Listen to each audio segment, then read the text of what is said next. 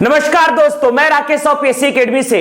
आज हम पाचन की प्रक्रिया को डिटेल में डिस्कस करने जा रहे हैं। इसके लिए सबसे पहले हम डिस्कस करने जा रहे हैं अमाशय, पेट या स्टमक को। ध्यान दीजिएगा।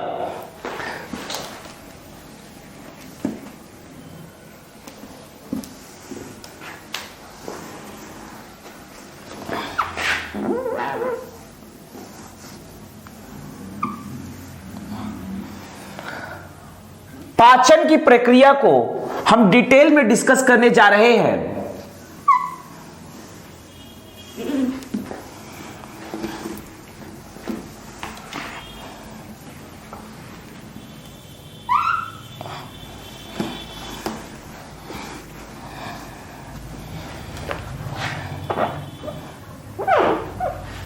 ध्यान दीजिएगा, यह है लार्ज इंटेस्टाइन। आज हम सबसे पहले डिस्कस करने जा रहे हैं पाचन की प्रक्रिया को डिटेल में। इसके लिए सबसे पहले हम डिस्कस करेंगे अमाशय को, पेट या स्टमक को। जैसा कि हम जानते हैं कि जब हम भोजन को मुख में लेते हैं, दांत के द्वारा चबाया जाता है और लार ग्रंथि या सेलिवरी ग्लैंड से निकलता है लार में पाए जाते हैं दो प्रकार के एंजाइम, टाइलिन तथा लाइसोजाइम। टाइलिन कार्बोहाइड्रेट का पाचन करता है और स्टार्च को माल्टोज में कन्वर्ट कर देता है। इसके बाद हमने लास्ट क्लास में देखा था कि लाइसोजाइम भोजन में मिले हुए जीवाणुओं का विनाश करता है और इसके बाद भोजन ग्रसनी फेरिंक्स से होकर यहां पर इसोफेगस अर्थात ग्रास नली से होते हुए आता है स्टमक या अमाशय या पेट में। ध्यान दीजिएगा, ग्रास नली या इसोफेगस के आंतरिक दीवार में पाया जाता है श्लेष्मा ग्रंथि, म्यूकस ग्लैंड से निकलता है श्लेष्मा, जो भोजन के बाहर अर्थात ग्रास नली की दीवार में बनाता है नम या लसदार एक एनवायरमेंट और भोजन को आसानी से सरकने देता है अमाशय में। ध्यान दीजिएगा। इसके बाद अब हम डिटेल में डिस्कस करने जा रहे हैं अमाशय को। ध्यान दीजिएगा, हम यहां पर डिटेल में डिस्कस करने जा रहे हैं अमाशय या पेट अर्थात स्टमक को। ध्यान दीजिएगा, यह आपका है अमाशय या पेट। इसके मुख्य रूप से 3 भाग होते हैं और बॉडी को मिलाकर 4 भाग होते हैं। यहां पर स्टमक का ये स्टार्ट का भाग कहलाता है कार्डियक। चूंकि ये कार्डियक अर्थात दिल के पास होता है, इसलिए इसे कार्डियक कहा जाता है। दूसरा भाग ये कहलाता है फंडिक और तीसरा अंत का भाग कहलाता है पाइलोरिक।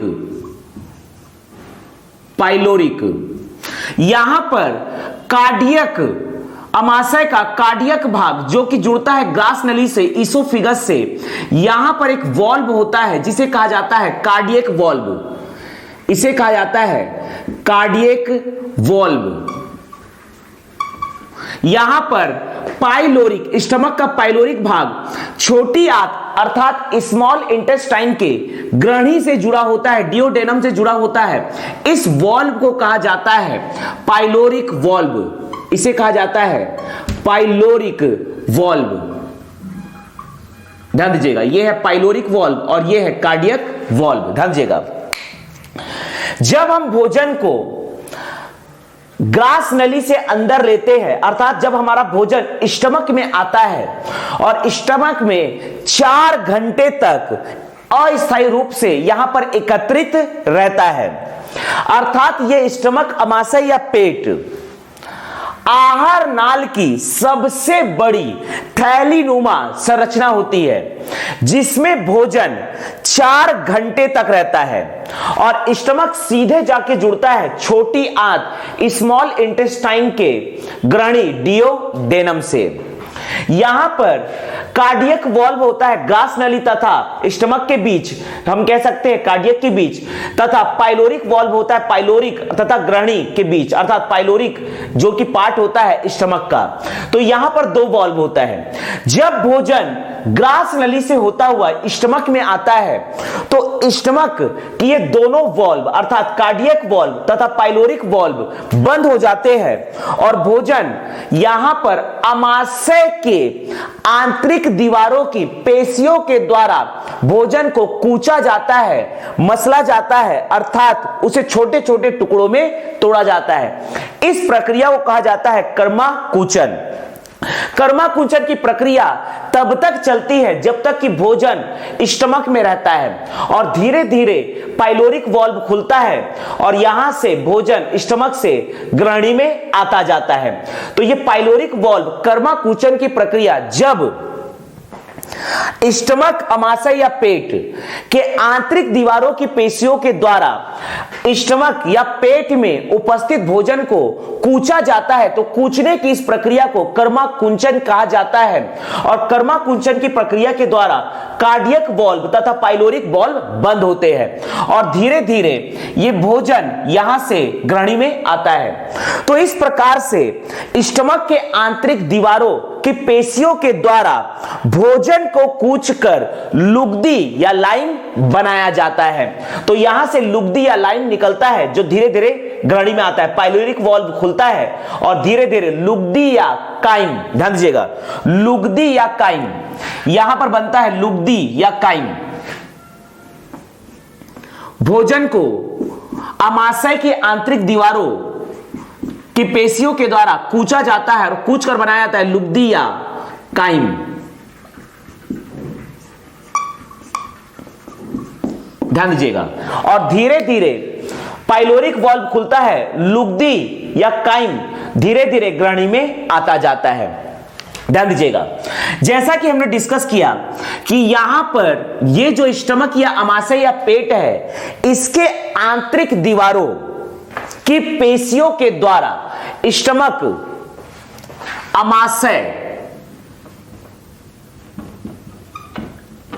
अमाशय की आंतरिक दीवारों, अमाशय की आंतरिक दीवारों की पेशियों के द्वारा, इसके द्वारा भोजन को कूचा जाता है, भोज्य पदार्थों को कूचकर लुगदी बनाया जाता है, लुगदी या काइम बनाया जाता है, लुगदी या काइम बनाया जाता है। इस प्रक्रिया को कहा जाता है कर्माकुंचन। इस प्रक्रिया को कहा जाता है कर्माकुंचन, पेरिटल्सिस, पेरिटल्सिस। इस प्रक्रिया को कहा जाता है पेरिटल्सिस।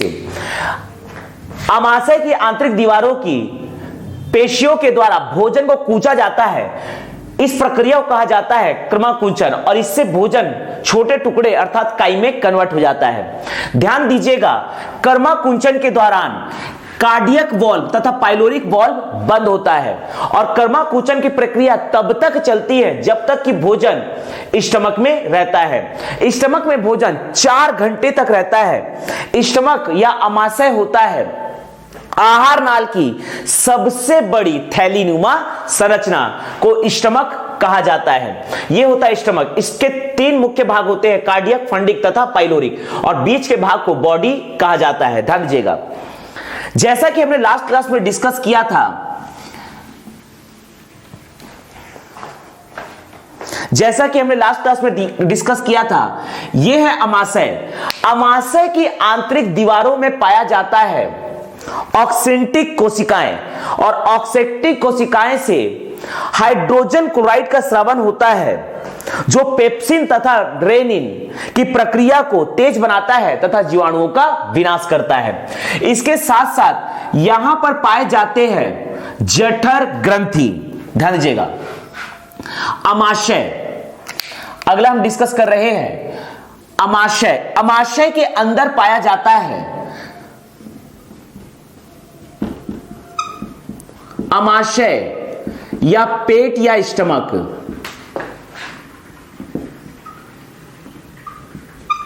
कि आंतरिक दीवारों में पाया जाता है जठर ग्रंथि, यहां पाया जाता है जठर ग्रंथि, गैस्ट्रिक ग्लैंड। ध्यान दीजिएगा, अमाशय या स्टमक के पेट के आंतरिक दीवारों में यह पाया जाता है जठर ग्रंथि। जठर ग्रंथि से निकलता है जठर रस, जठर रस, और जठर रस में 3 प्रकार के एंजाइम्स पाए जाते हैं। इसमें 3 प्रकार के एंजाइम्स, 3 प्रकार के एंजाइम्स पाए जाते हैं, जिसमें से पहला है पेप्सिन।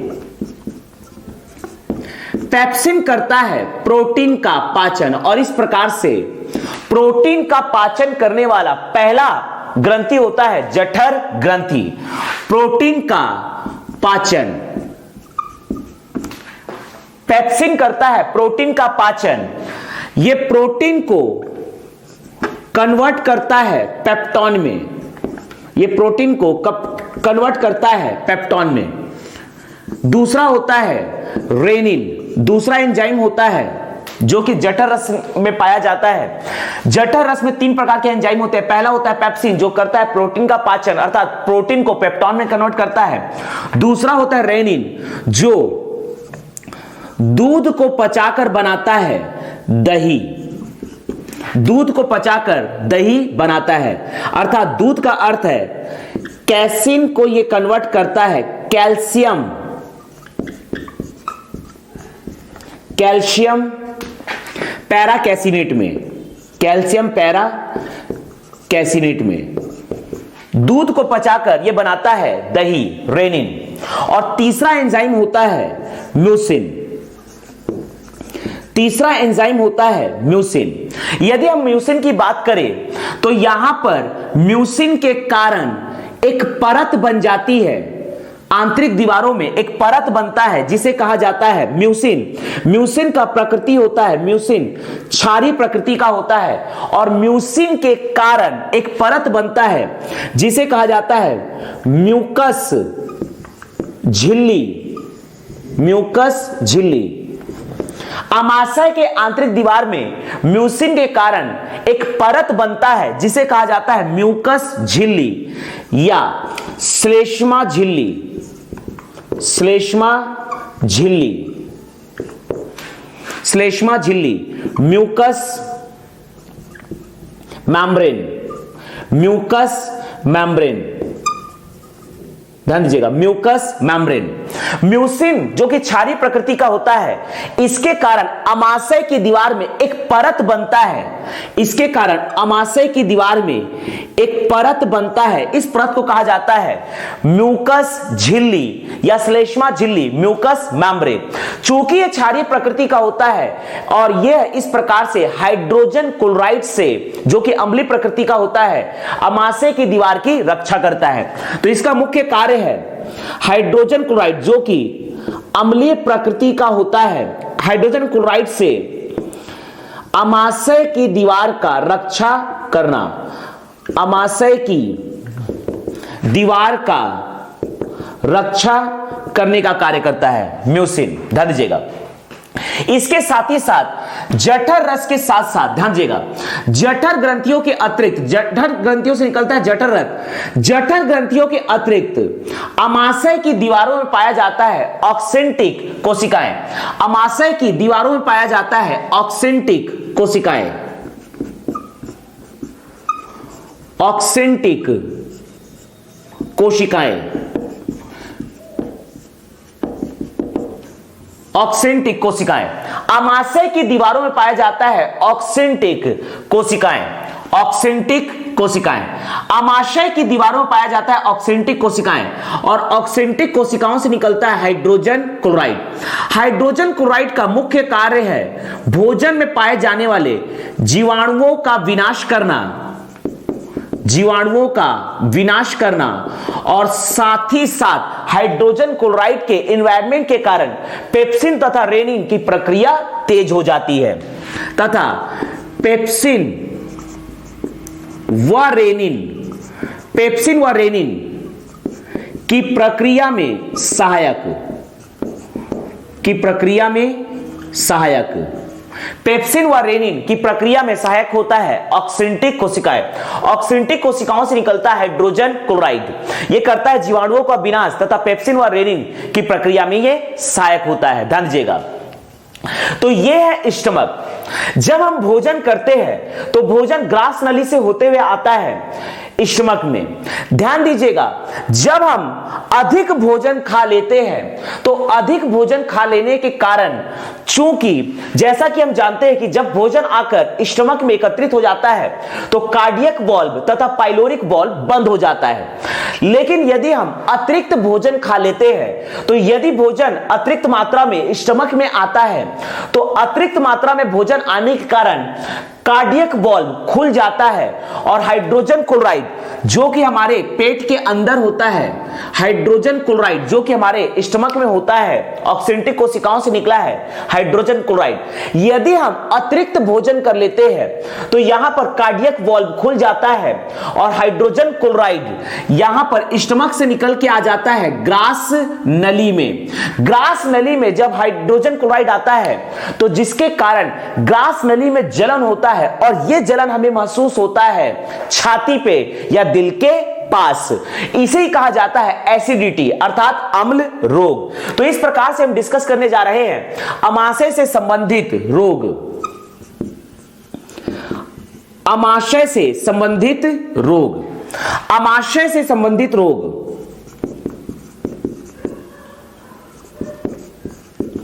अमाशय से संबंधित रोग में पहला है अम्ल रोग, अम्ल रोग, एसिडिटी, अम्ल रोग। ध्यान दीजिएगा, जब हम अतिरिक्त मात्रा में भोजन खा लेते हैं तो यहां पर भोजन अतिरिक्त मात्रा में आ चुका है स्टमक में, और इस प्रकार से जैसा कि हम जानते हैं कि जब भोजन स्टमक में होता है तो कार्डियक वाल्व तथा पाइलोरिक वाल्व कर्माकुचन की प्रक्रिया के दौरान बंद होता है। लेकिन भोजन चूंकि स्टमक में अतिरिक्त मात्रा में है तो कार्डियक वाल्व खुल जाता है और हाइड्रोजन क्लोराइड यहां पर स्टमक से आ जाता है ग्रास नली में, जिसके कारण हमारे छाती में तथा दिल के पास जलन होता है। इसे ही कहा जाता है अम्ल रोग या एसिडिटी। इसके निवारण के लिए हम पीते हैं इनो अर्थात जो कि क्षारीय प्रकृति का होता है।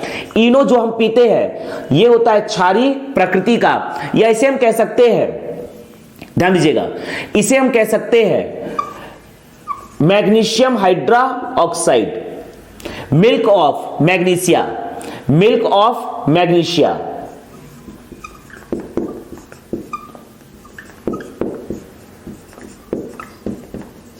मिल्क ऑफ मैग्नीशिया जो कि क्षारीय प्रकृति का होता है इनो, इसको पीने से अम्ल रोग दूर हो जाता है। दूसरा, असंतुलित आहार से जो हमें अमाशय से संबंधित रोग होता है यह होता है जठर अग्नि, जठराग्नि, जठर अग्नि, गैस्ट्रोडानिया, गैस्ट्रोडानिया। असंतुलित भोजन या असंतुलित आहार प्रणाली से अगला स्टमक में जलन संबंधित रोग होता है, यह होता है गैस्ट्रोडानिया, जठर। अमाशय से संबंधित अगला रोग है जठराशोथ, जठराशोथ, गैस्ट्राइटिस। ध्यान दीजिएगा, तो इस प्रकार से अमाशय से संबंधित रोग है अम्ल रोग, एसिडिटी, जठराग्नि, गैस्ट्रोडानिया, जठराशोथ, गैस्ट्राइटिस। अम्ल रोग को दूर करने का उपाय है जब हम कोई क्षारीय प्रकृति का पेय पदार्थ पीते हैं जैसा कि इनो या milk of magnesia, magnesium hydroxide. दूसरा है असंतुलित आहार प्रणाली से होने वाले रोग है जठराग्नि तथा जठराशोथ, गैस्ट्रोडानिया, गैस्ट्राइटिस। तो यह है अमाशय या पेट या स्टमक, जिसको हमने डिटेल में डिस्कस किया। अगला हम डिस्कस करने जा रहे हैं यकृत या लीवर।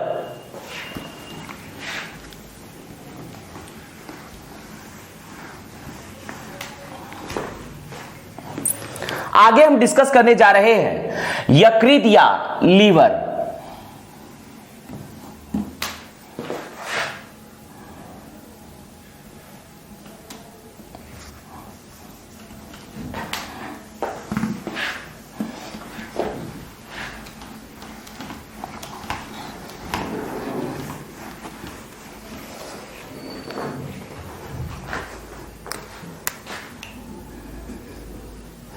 अगला हम डिस्कस करने जा रहे हैं यकृत या लीवर।